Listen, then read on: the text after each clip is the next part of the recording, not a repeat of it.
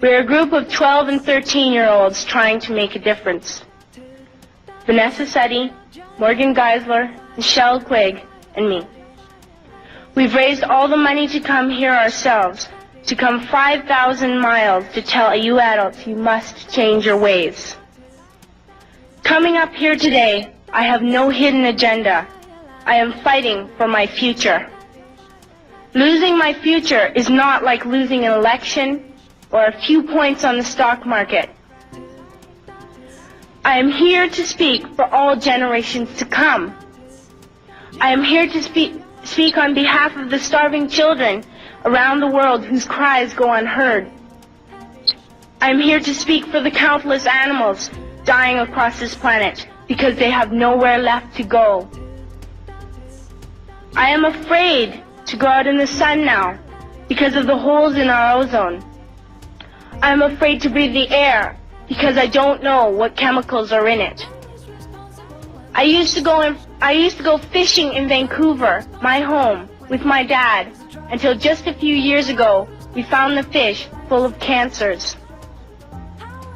And now we hear of animals and plants going extinct, every day vanishing forever.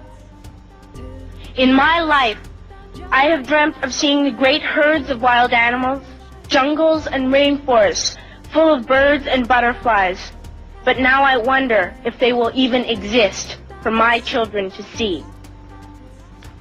Did you have to worry of these things when you were my age?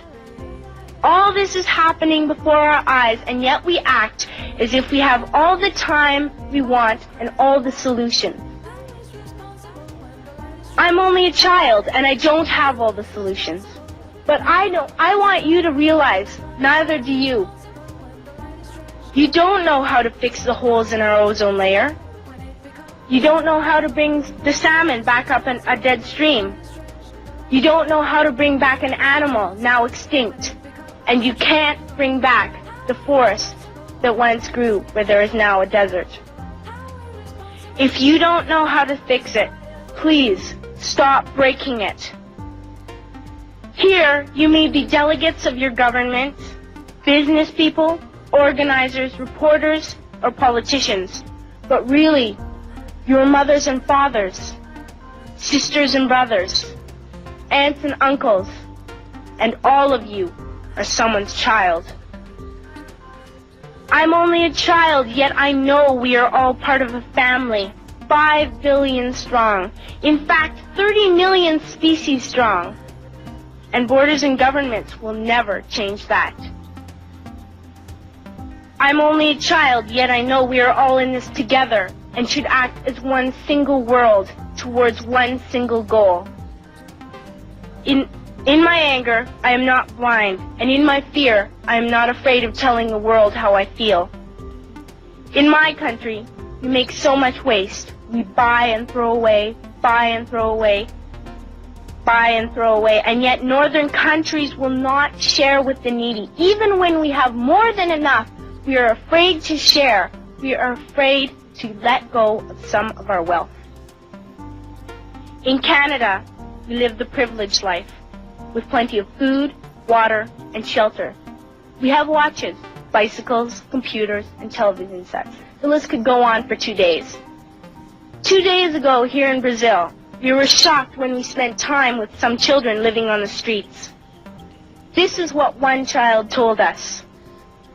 I wish I was rich.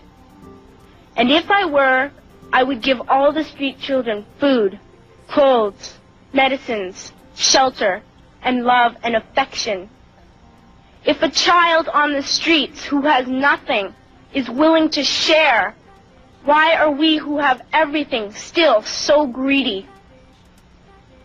I can't stop thinking that these are children my own age, that it makes a tremendous difference where you are born.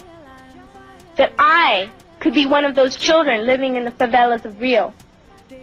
I could be a child starving in Somalia, or a victim of war in the Middle East, or a beggar in India. I am only a child, yet I know if all the money spent on war was spent on finding environmental answers, ending poverty, and finding treaties what a wonderful place this earth would be. At school, even in kindergarten, you teach us how to behave in the world. You teach us to not to fight with others, to work things out, to respect others, to clean up our mess, not to hurt other creatures, to share, not be greedy. Then why do you go out and do the things you tell us not to do? Do not forget why you are attending these conferences, who you're doing this for. We are your own children.